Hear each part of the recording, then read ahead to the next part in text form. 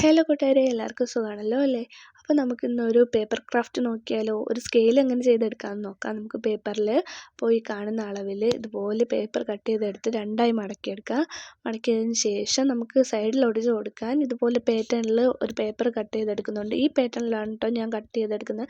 നിങ്ങൾക്ക് ഇഷ്ടമുള്ള പാറ്റേണിൽ കട്ട് ചെയ്ത് ഇതുപോലെ ഒട്ടിക്കാം. അതിനുശേഷം നമുക്ക് നമ്മുടെ സ്കെയിലിനെ കളർ ചെയ്തെടുക്കാം. കളർ ചെയ്തെടുത്തതിന് ശേഷം ഒരു സ്കെയിൽ വെച്ചിട്ട് നമുക്ക് ഈ അളവുകളെല്ലാം ഇതുപോലെ അടയാളപ്പെടുത്തി കൊടുക്കുക. അളവുകൾ അടയാളപ്പെടുത്തി കൊടുത്താലേ നമ്മുടെ സ്കെയിൽ പെർഫെക്റ്റ് ആവത്തുള്ളൂ. അപ്പോൾ അതിനുശേഷം നമുക്ക് ഇതുപോലെ നമ്പേഴ്സ് എഴുതി കൊടുക്കാം. നമ്പേഴ്സ് എഴുതി കൊടുത്തതിന് ശേഷം നമുക്ക് നമ്മുടെ പേരെഴുതി ഒട്ടിക്കുക. പേരോ ഇഷ്ടമുള്ള സ്റ്റിക്കറോ എന്ത് വേണോ ഒട്ടിക്കുക കേട്ടോ. അതിനുശേഷം നമ്മുടെ സ്കെയിൽ വാട്ടർ പ്രൂഫ് ആക്കാൻ വേണ്ടി ഞാൻ ഇതുപോലെ സെലോ ടൈപ്പ് ഒട്ടിച്ച് കൊടുത്തിട്ടുണ്ട്. അതിനുശേഷം ഒരു സ്റ്റിക്കറും ഇതുപോലെ മുകളിൽ ഒട്ടിച്ചിട്ടുണ്ട്. നമ്മുടെ സ്കെയിൽ ക്യൂട്ടല്ലേ കാണാൻ. അപ്പോൾ നമുക്ക് വർക്കിംഗ് ആണോ എന്ന് നോക്കാം. കണ്ടില്ലേ, വരയ്ക്കാൻ നമുക്ക് നല്ല ഈസി ആയിട്ട് ഇത് വരയ്ക്കാൻ പറ്റും. ഇത്തിരി അത്യാവശ്യം കട്ടിയുള്ള പേപ്പർ എടുത്താൽ നല്ല പോലെ അതിൽ വര വീഴും, മടങ്ങി പോകത്തൊന്നുമില്ല കേട്ടോ.